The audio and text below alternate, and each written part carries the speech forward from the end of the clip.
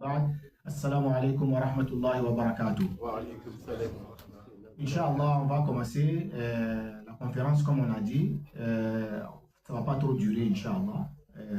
Disons au maximum 45 minutes. Et on verra si on va prendre des questions ou pas. Inch'Allah, avant de commencer, il y a Oustaz Mohamed Kamara, Inch'Allah, qui va lire des versets du Saint-Coran, Inch'Allah. Et après, l'imam Djabati va commencer la conférence, Inch'Allah. On implore Allah subhanahu wa ta'ala qu'Allah nous donne la bonne compréhension. Et tout ce que l'imam va dire, Inch'Allah, qu'Allah nous facilite l'application, Inch'Allah. Jazakumullah khairan wa barakallahu fikum. أعوذ بالله من الشيطان الرجيم. بسم الله الرحمن الرحيم. وبشر الذين آمنوا وعملوا الصالحات أن لهم جنات تجري من تحتها الأنهار كلما رزقوا منها من ثمرات رزقا قالوا هذا الذي رزقنا من قبل وأتوا به متشابها ولهم فيها أزواج مطهرة وهم فيها خالدون. إن الله لا يستحيي أن يضرب مثلا ما بعوضة فما فوقها فأما الذين آمنوا فيعلمون أنه الحق من ربهم وأما الذين كفروا فيقولون ماذا أراد الله بهذا مثلا يضل به كثيرا ويهدي به كثيرا وما يضل به إلا الفاسقين الذين ينقضون عهد الله من بعد ميثاقه ويقطعون ما أمر الله به أن يوصل ويفسدون في الأرض أولئك هم الخاسرون. كيف تكفرون بالله وكنتم أمواتا فأحياكم ثم يميتكم ثم يحييكم ثم إليه ترجعون. هو الذي خلق لكم ما في الأرض جميعا ثم استوى إلى السماء فسواهن 7 سماوات وهو بكل شيء عليم. صدق الله العظيم. On remercie Oustaz Mohamed Kamara pour cette belle lecture. Et ce que je voulais souligner, c'est que Oustaz Mohamed Kamara, c'est pas quelqu'un qu'on peut dire qu'il a fait école madrasa, qui est connue, les écoles confessionnelles. C'est pas une école comme ça qu'il a fait. Il a fait école normale jusqu'à ce qu'il a eu son bac, rentré à l'université. Et pour quelqu'un qui s'est forgé à apprendre le Coran, jusqu'à lire le Coran avec ce niveau-là, il faut l'encourager, il faut le remercier.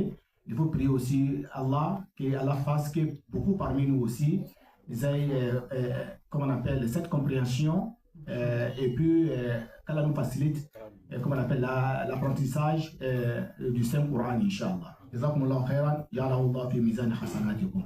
Inch'Allah, l'imam va commencer tout à l'heure la conférence. Qu'Allah nous donne la bonne compréhension. Jazakumullahu khairan.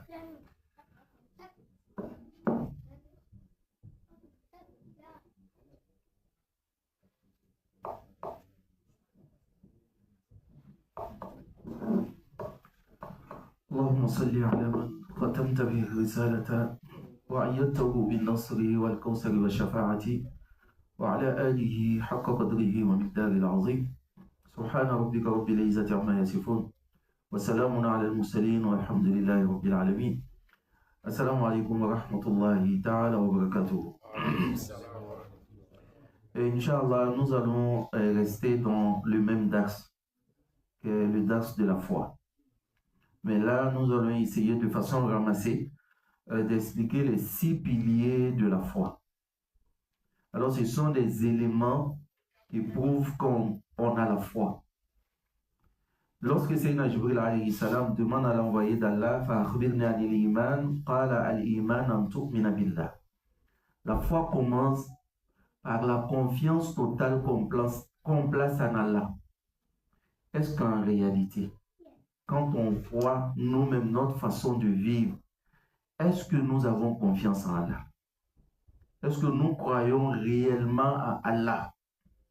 Souvent, on pense qu'on a confiance en Allah, mais quand on se trouve dans une situation, on réalise que Allah vient souvent en seconde position. Pourtant, tant que le musulman ne place pas toute sa confiance en Allah, il ne décolle pas spirituellement. Je donne un exemple.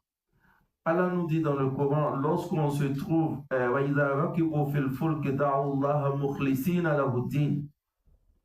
lorsqu'on se trouve, par exemple, je donne cet exemple-là, dans une voiture, et qu'Allah nous en préserve, et que la voiture sort de la route, et on est sûr, peut-être qu'il y a un problème sur la voiture, on voit la voiture en train de partir tout droit dans un gros trou, et nous sommes sûrs que c'est la fête. En ce moment, qu'est-ce qu'on fait? Tout le monde dit « Ya Allah ». Ya Allah, Ya Allah, ceux qui peuvent faire des zikrs qu'ils font, ou bien quand l'avion commence à faire des turbulences très très fortes dans les cieux, on commence à réciter Ayat al-Kursi, souvent on a même l'impression qu'on n'a pas bien récité, on revient encore là-dessus. Mais lorsque la voiture se stabilise, au lieu de dire Alhamdulillah, vous voyez quelqu'un qui dit automatiquement au chauffeur, non, tu es un vrai chauffeur. C'est ce qui nous arrive. Ou quelqu'un même dira que moi, quand j'ai quitté la maison, j'ai fait de ces zikrs-là. Je savais qu'aujourd'hui, la voiture n'allait pas tomber. C'est-à-dire, nous, notre foi est une foi saisonnière. Et c'est une foi de circonstance. Pourtant, Allah nous demande d'avoir confiance en lui. Il y avait un saint, un homme de Dieu, qui s'est retrouvé seul face à un malfaiteur. Il n'y avait personne en plein désert. Et le malfaiteur lui dit, fais le choix, soit je te tue avec mon sabre, ou bien je te tue d'une autre manière. Mais de toute façon, je ne veux rien de toi. J'ai été envoyé juste pour t'exécuter. Alors, il demande au malfaiteur de lui laisser exercer 2 rak'at. Regardez en ce moment, il n'y a personne, mais le croyant là est sûr que Allah existe et il est sûr qu'il peut s'adresser à Allah. Quand il fait les 2 rak'at, dans la dernière prosternation de la 2e rak'at, il commence à dire Allahumma ya wadud ya wadud ya wadud ya mu'id ya zal arshil majid ya fa'al lima yurid as'aluka bi nuri wajhika alladhi mala'a arkana arshik وبقدرتك التي قدرت بها على جميع خلقك وبرحمتك التي وسعت كل شيء يا غياث المستغيثين أغثني. Il a commencé à implorer le secours d'Allah subhanahu wa ta'ala et les anges se sont bousculés sous le trône d'Allah. Et Allah a fait descendre un ange qui était installé au 4e ciel pour venir exécuter le malfaiteur et sauver le croyant. Le croyant n'était pas un prophète, mais sa foi a fait déplacer un ange. Mais nous, quand on se trouve dans des situations, même quand on va dire formuler les intentions, on va faire droit, quelqu'un va dire, mais c'est la même intention que j'ai formulée l'année dernière, mais Allah n'a pas exaucé. Moi, je ne pense même pas que cette doigt-là sera acceptée. C'est-à-dire, on manque de confiance en lui. Et c'est ce qui nous fatigue. Al-imanu billah. Ayez confiance en lui. Allah est omnipotent, il est omniprésent, il est omniscient. Il sait tout faire, il peut tout faire. Alors lorsque le musulman a cette force-là, il arrive à décoller. Le deuxième élément de la foi, wa malaikati. Croyez à l'existence des anges. Croyez que les anges existent. Ça force l'être humain à avoir de la discipline. C'est ce qu'on n'a pas malheureusement. Moi, je vous donne un exemple. Vous êtes en Europe ici. Quand vous roulez votre voiture, arrivez au feu, vous vous arrêtez quand il est rouge. Mais pourquoi vous ne bougez pas? Est-ce qu'il y a la police actuellement? Mais vous vous arrêtez pourquoi? Quand je venais même avec l'imam, il a failli griller le feu. Il dit, pour me trouver un problème, l'imam même a dit ça. Voilà, on trouve un problème parce qu'il sait que les caméras sont là. Et il sait aussi que quand il va faire, ça, il sera sanctionné tout de suite. Donc, il y a l'assistance des autorités. On arrive à être discipliné. Mais on oublie l'assistance d'Allah, qui est la présence des anges dans notre vie. Et pourtant, un saint regarde un jour ses élèves, ils sont en train de changer, ça baradait partout. Il dit, mais et si le roi de ce pays-là faisait venir des gens pour garder, c'est-à-dire pour surveiller tout ce que vous allez dire? Ils ont dit, ah maître, on allait contrôler tout ce qu'on allait dire. Il dit, allez, ça allait comme raqiban min Allah. Est-ce que les anges ne sont pas là? Tout ce que vous dites, il y a des anges qui sont là pour écrire, mais on oublie qu'ils sont là. Donc on dit ce qu'on veut. On oublie que quand Allah crée un être humain, s'il doit vivre 1000 ans sur la terre, cet être humain-là, chaque jour qu'il passe sa journée, Allah crée un ange spécialement pour sa journée. Et un autre ange spécialement pour sa nuit. Et quand l'ange vient après la prière de Fajr, l'ange descend, lui il part à la prière d'Isha. Et la prière d'Isha, un autre ange descend, lui il part à la prière de Fajr. Et ces anges-là ne reviennent pas jusqu'au jour de la résurrection. Alors celui qui passe la journée avec toi, lui il viendra le jour de la résurrection avec les œuvres de la journée du vendredi 25 avril. Il viendra avec ça seulement. Alors ces anges-là sont avec nous. Et il y a aussi 4 anges qui nous suivent partout où on est. Un ange qui est devant, un autre qui est derrière, avec les anges qui sont sur le bord droite et gauche. Alors tout ce monde-là. Et l'ange de la mort nous dit qu'il regarde chacun d'entre nous. Il nous croise, il nous demande, il n'est pas encore l'heure pour toi, 50 fois par jour. 50 fois, vous-même vous avez dit, il avait dit aujourd'hui la journée là, peut-être qu'il vous a déjà posé la question 30 fois. Alors ce monde qui est là, pour toi seul, ou à cause de toi seul, tu dois comprendre que leur existence là, c'est pas fortuit, chers frères et sœurs. Ils sont là pour quelque chose. Alors ça fait que le musulman ou le croyant se contrôle. Quand il est seul dans la maison, en face de quelque chose qui doit le pousser à désobéir à Allah, il dit, je ne suis pas seul. Les anges sont là. Les témoins sont là. Ils voient tout ce que je fais et ils vont aller témoigner le jour de la résurrection. On doit avoir cet élément de foi-là et on doit vivre avec. Wa malaikati, wa kutubi, et les livres révélés. C'est notre catalogue, chers frères et sœurs. Lorsque Allah nous met sur la terre, Allah nous donne des éléments pour nous permettre de construire notre vie. Et Allah nous met en garde contre les éléments qui détruisent notre vie, chers frères et sœurs. C'est le livre révélé. Quand on dit à un musulman, il ne faut pas tomber dans le péché, est-ce que le péché dérange Allah? Ça fait quoi Allah? Allah dit que si le monde entier se mettait ensemble pour l'adorer, ça n'allait rien apporter à sa royauté. Et si on se mettait ensemble aussi pour le désobéir, ça n'allait rien déduire de sa royauté et son pouvoir. mais c'est nous-mêmes que ça détruit. Quand on dit, tu dis à ton enfant, par exemple, ne bois pas l'eau de Javel. L'enfant boit. Il t'a désobéi ou pas? Il t'a désobéi. Maintenant, tu dis à ton enfant, bon, moi, je te pardonne. Il n'y a pas de problème. Tu l'as fait, tu n'as pas bien fait, mais moi, je te pardonne. L'eau de Javel va le pardonner. Ça va le détruire. Et c'est ça le péché. Quand on nous dit ne faites pas, ce n'est pas bon pour nous-mêmes. Alors, quand tu as fouillé à la main, ma main, on y est redemain. Mon il était tchèm fo idala. Ala be do jabi mineila. Julumune kasima. Mon il était haramu fleli dabla. Ni donaka bugula a haramu flen no julumu. Abe mene inye na le kom tasuma be mena adama dina chukumina. Donc sur l'homme de la Sayyidina Ousmane, radiallahu ta'ala anhu, il y a un disciple qui venait à la mosquée et en venant, il a vu une belle femme, il a regardé la femme avec passion.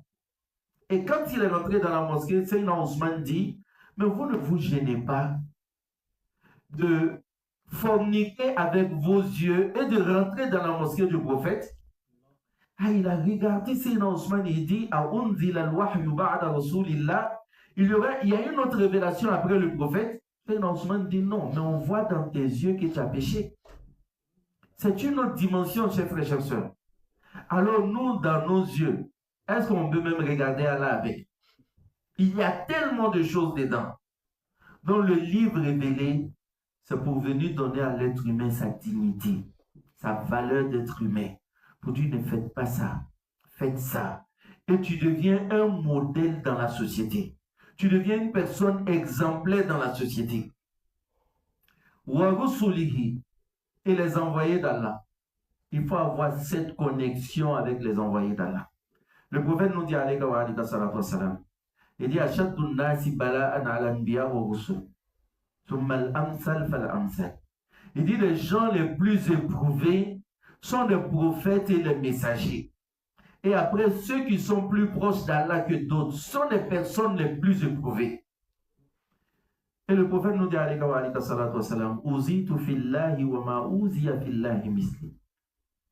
j'ai été persécuté, éprouvé dans la voie d'Allah. Et personne n'a été autant éprouvé que moi. C'est-à-dire, essayez de faire ce test-là. Pensez à toutes les épreuves de la vie et donner une seule épreuve dedans que le prophète n'a pas subi. Ça n'existe pas. La diabili faut te dire Adam a dit mais mirimima na nyondo mala ala kanakali kawali dans sa rentrée. Mais c'est là à temps. Donc quand tu penses à lui, tu arrives à supporter pour toi. Tu te dis l'homme le plus parfait de l'existence, celui même qui va intercéder pour nous le jour de la résurrection. Regarde ce qu'il a subi. Et il dit, quand vous subissez une épreuve, comparez votre épreuve à la mienne et ça va vous alléger. Mais est-ce qu'on peut le faire si nous ne connaissons même pas la vie des prophètes?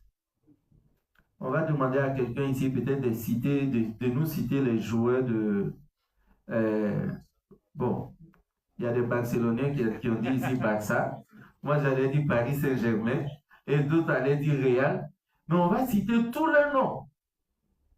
Mais demandez à quelqu'un ici, j'enlève les imams dedans, pour nous dire de citer peut-être le nom de 5 épouses de prophètes. On ne connaît pas. Et de nous dire aussi peut-être les noms des enfants du prophète. C'est-à-dire celui qui priait la nuit, jusqu'à ce que ses 2 pieds s'enflent. Et il demandait une seule chose à Allah. Allahumma ghafir li ummati. Allah pardonne à ma communauté. Le jour de la résurrection, quand il sera ressuscité, sa première phrase, il dira ma communauté. Quand Allah va lui dire d'intercéder, il dira également ma communauté. Mais vous ne connaissez même pas le nom de ses enfants. Nous ne connaissons même pas le nom de ses épouses. On ne sait rien de sa vie parce que nous ne sommes pas en contact avec lui. Alors les musulmans doivent chercher à rentrer en contact avec la vie des prophètes. Le jour de la résurrection, celui qui porte la foi vit le jour de la résurrection.